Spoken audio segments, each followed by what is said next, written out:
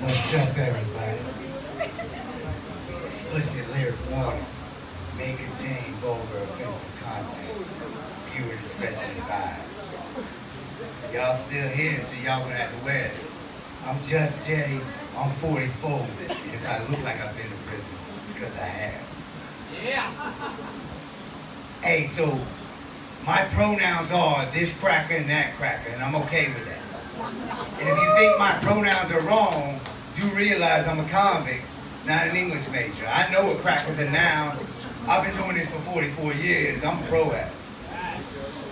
Man, I knew today was gonna be a good day when I woke up. I had a dick that was so hard and so throbbing and so many veins popping up in it, it looked like there was Arabic Braille on that bitch. I don't know what happened when I was on the inside, but some shit has definitely changed just a bit. Man, I am tired of people telling me every woman in the world is beautiful. Bitch, I shop at Walmart. There is no place on this planet you can find more ugly bitches under one roof. Damn right. Man, I see them busted bitches coming in them tiny little halter tops and low-riding jeans, sashaying up and down the food aisle looking like a can of biscuits that done popped over. Grabbing the cornflakes right down there westbound. Straight up. And them fine bitches ain't much better. They got the most valuable poker chip in the game right now, and all they want to do is sit on it and talk shit from it. Shit, that pussy don't do nothing but collect sweat and piss all day long. And when some lucky guy finally cracked the code on her panties, the only thing he finds is a pretty pussy that smells like an armpit somebody done peed on. Man, I am amazed at the number of people that look at me and see customer service or therapist.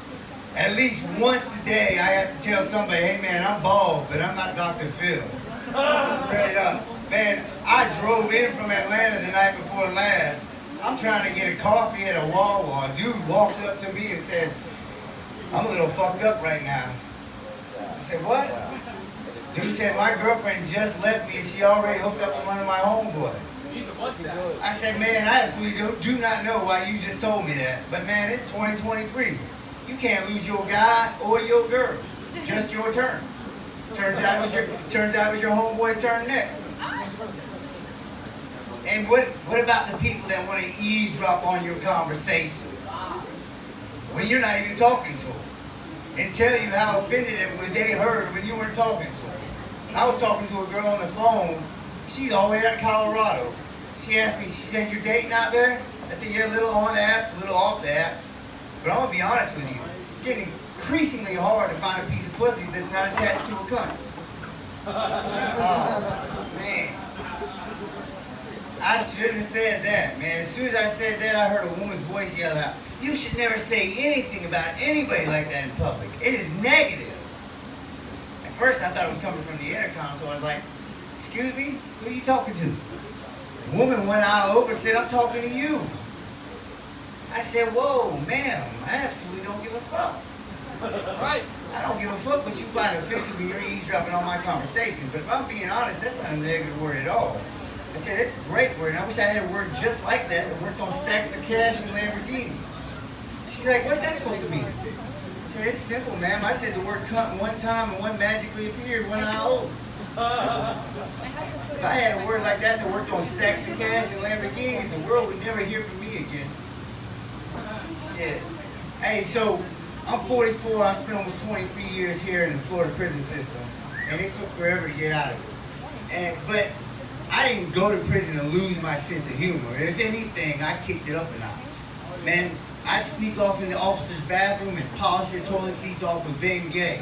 You could always tell who sat their ass on them motherfuckers, because they'd be all up out in the compound with the itchy booty.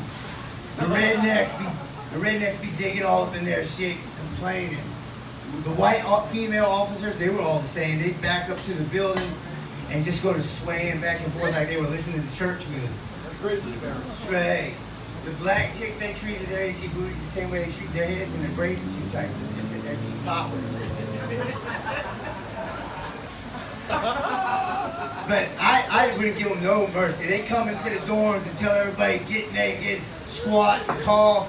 Man, I get in a football position to go to clapping my dick and nuts out the back at them. When I got a sentence, we are married. We are in this together. You're not going to get a little bit out of it. But so I left Florida because I'm going to be honest with you, I hate doing prison time, man. Life got really good when I left. And one of the things I noticed when I left was the other states have seasons. I mean, in Florida, you only got 2 seasons. That's summer and January. That's it. That's all you're going to have. There is no fall. There's none of that. 2 days a week. Only 2 days, and they're never back to back. You know what I mean? But outside of Florida, they got seasons. And I ain't just talking about summer and January and winter and fall. Man, they got big girl season. November 1st to March 1st is big girl season. Everybody knows when you go out and you see your homeboy with a big girl, everybody just stops and nods like Morgan Freeman. Because they know he's straight. Got a nice outfit, nice shoes, motherfucker dressed like he's supposed to be on the Fortune 500. Don't even have a job. And they know he getting that big girl head. You know, big girl head. The kind of head that makes your nuts tremble. There's only 2 things in this world that'll make a man's nuts tremble like that. When he catches a big fish, and when a big girl get hold of that dick. Especially when she reaches between the couch cushions and grabs the bed frame underneath for leverage. Big girl head, big girl season. Another thing I noticed when I left Florida was that black women talk to me. Oh, yeah? 41 years in Florida, the only black women that ever talked to me were prison guards and my first grade teacher. And I promise you, none of them liked me. But as soon as I left Florida, it was a whole nother thing. I remember my first week up in Charlotte. Man, I was coming out of a QTS gas station up there, kind of like a Wawa. And man, I see this couple walking up, and the girl, she's chewing me up with her eyeballs. I had never had a black woman look at me like this. And her boyfriend catch her and then look at me and says, "What are you looking at?" Now, I'm old school, and the first thing that jumped in my head was, if it's your bitch on deck, it's your bitch you check.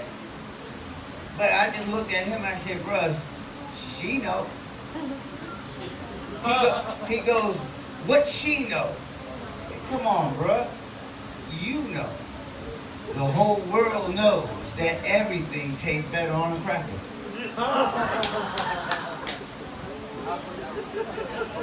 Hey, make a t-shirt that says that shit, man. I intend to.